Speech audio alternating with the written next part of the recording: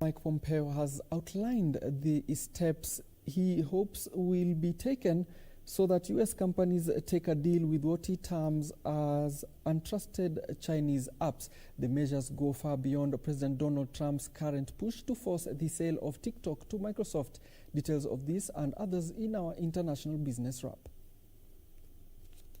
United States Secretary of State Mike Pompeo says apps like TikTok and WeChat pose significant threats to the personal data of American citizens.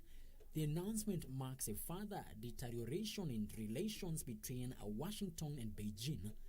The U.S. government argues that such apps harvest the data of U.S. citizens and could be exploited by the Chinese Communist Party, which Beijing has denied. One of the significant steps involves the removal of untrusted Chinese apps from United States app stores, along with clamping down on cloud computing providers.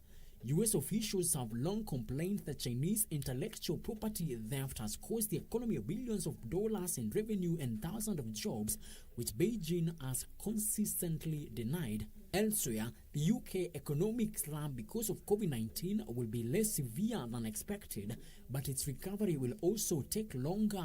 The Bank of England has said it expects the economy to shrink by 9.5% in 2020. While this would mark the biggest annual decline in 100 years, it compares with an initial estimate of a 14% contraction.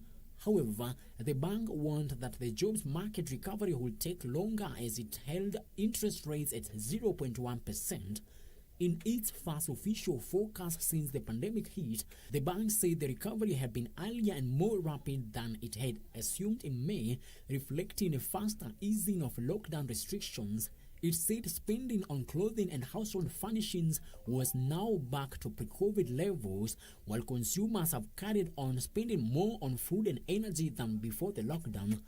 However, it said leisure spending and business investment remained subdued, which would weigh on the recovery.